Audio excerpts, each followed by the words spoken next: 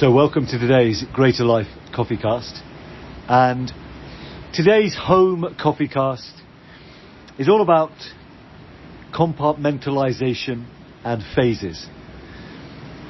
And you may be thinking, well, George, that sounds about as romantic as a spreadsheet. And the pillar of home, of course, is about our relationships, both intimate and in terms of close family and friends. And it's also about how do we create a thriving home. And this has been a real journey for me, and I've shared in previous podcasts some of the things that I've had to lean into, some of the ways of thinking and ways of doing that I've had to change. And so there may be elements of today that cover old ground, but I wonder whether sharing them as I do will help you to really land things or see things in a new light. And so first of all, let's define some terms. By phases, I mean that in whatever you are seeking to build in your life, be it a great relationship, be it a thriving home, a house that is a home that feels warm and nurturing, that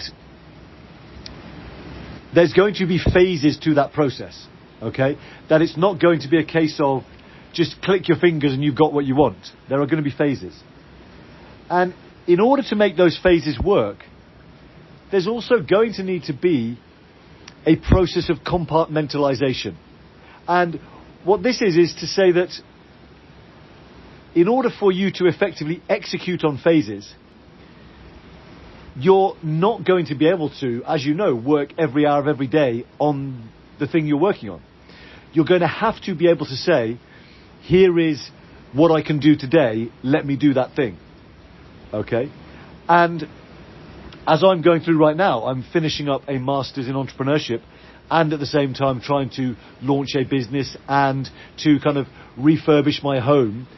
And so there is never a time when I don't have some kind of work I could be doing.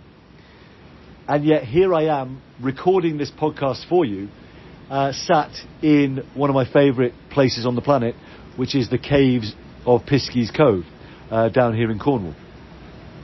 And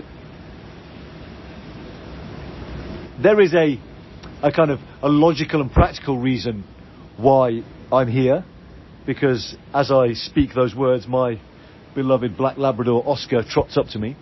So, Oscar needs daily exercise.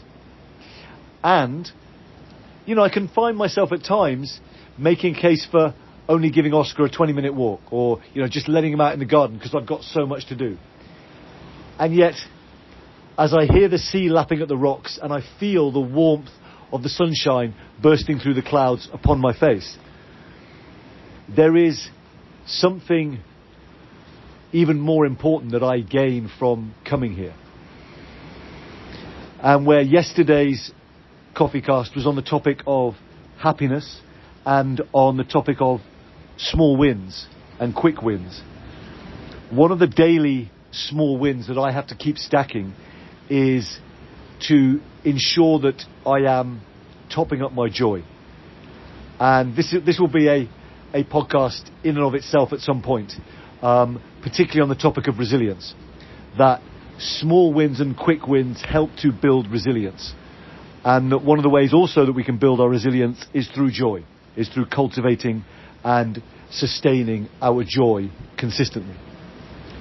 And how this relates to the idea of compartmentalisation is to say that even if I may have 4 hours available to work, for the long-term productivity of that work and of the long-term thriving of the life I seek to build, should I work all 4 of those hours? Or would I be better to compartmentalise and say, okay, I have 2 hours available for work. What is the most potent work I can do in that 2 hours? And so here is where we, of course, then bring in and bring together the idea of phases and compartmentalisation. So in terms of home, and this will relate to business, to everything, right? But if we take the practical aspects of my home, I had a home where the garden was, in the words of my neighbour, a jungle.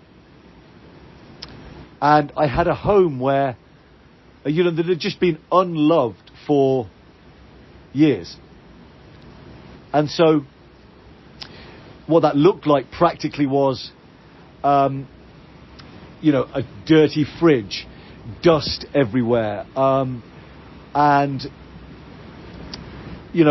things that were just, chaos and clutter everywhere because there was no system for the house. Okay? So we've got a number of areas here we can see, right? We have got the garden that needed tending to, the jungle that needed to be tamed.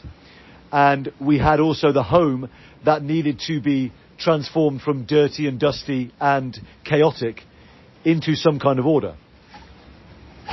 If you can hear some strange scrabbling and breathing sounds, Oscar is attempting to dig a stone out of a hole.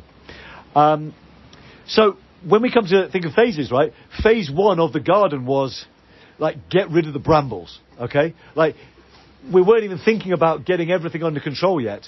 We were simply thinking, okay, right now there are brambles everywhere and it's really hard to do anything else when you're constantly getting snagged on brambles. So, step 1 or phase 1 for the garden was get rid of the brambles, okay? Then it was mow the lawns so that we can actually see what the space looks like. And, of course, in the getting rid of the brambles, then we had to compartmentalise, okay? Because the brambles was probably a 2-day job. And over those 2 days, like, I would have, worked myself into oblivion maybe, trying to get rid of the brambles in all of that time. So over that 2 days, I compartmentalised, making sure that at least 2 hours over that weekend slot that I did the brambles in, of 2 days, that there was at least 2 hours where I was getting out on the coast path, or my partner and I were getting to the beach for some time in the sea. Okay? So here is an example of how phases and compartmentalisation starts to work together. Similarly with my home, okay? The first phase was literally just to have some kind of plan, some kind of structure. Even before seeing the fruits of that structure and plan, like, first phase was get a plan. Okay? And for the running of my mornings, that plan is now in place. All right? I am currently in perhaps, the back end of phase 1 of, we've cleared out loads of stuff, we've changed around the rooms, and we can now see what needs to happen so that phase 2 is redecorate. Right? Actually, like, the walls are dirty and they're grimy and the paint is flaky in places. Okay, so phase 2 is get the walls and the house to a decent standard. Before we even think about what to decorate the walls with in terms of artwork, before any of that, it's, okay, we've got the house to a point where we're now ready to clean and paint the walls. So that was phase 1. Phase 2 is clean and paint the walls. And I'm not going to be able to do that all in a single day. I'm going to have to compartmentalise that over a period probably of a couple of weeks, given everything else, all the other work, finishing a master's, running a business that I've got going on. But what I can do is go, okay, phase 2, paint the walls, clean the walls, paint the walls. Okay, today I've got 2 hours. In that compartment of 2 hours, what can I do? Okay, great. Like, wash all the walls. Okay, brilliant. So I hope you are starting to understand the significance of how this actually links together with this idea of small wins and quick wins. That what we're talking about here is, in order to execute a grand plan, and for me this is to have a house that is genuinely a home, right?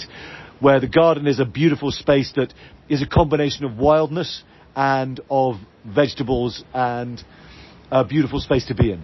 Similarly, my house is a warm and welcoming place that is clean and tidy. I've never had that, okay?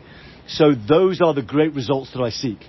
And they are going to be, there's probably going to be maybe at least 3 phases of getting to that end result.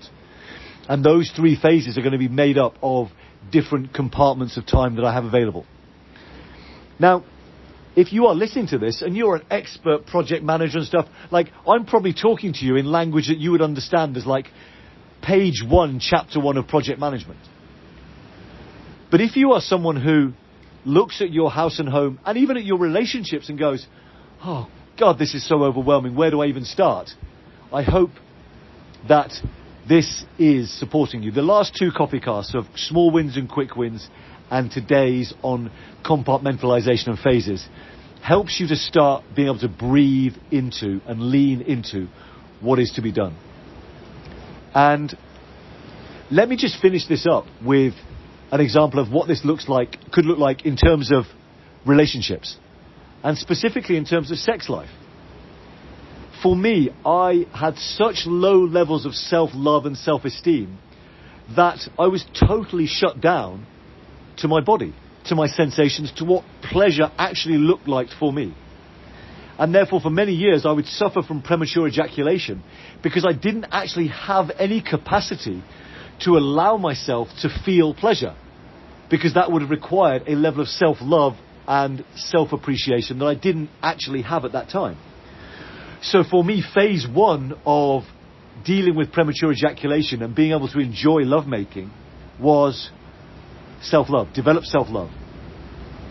Phase 2 then was, okay, looking at some practices that could support me to manage my sensitivities and therefore start to play and explore and be with lovemaking in a way that, and sex, that wasn't a source of terror. Phase 1, self-love. Phase 2, cultivate endurance practices. Phase 3, which I'm in now, is play and explore.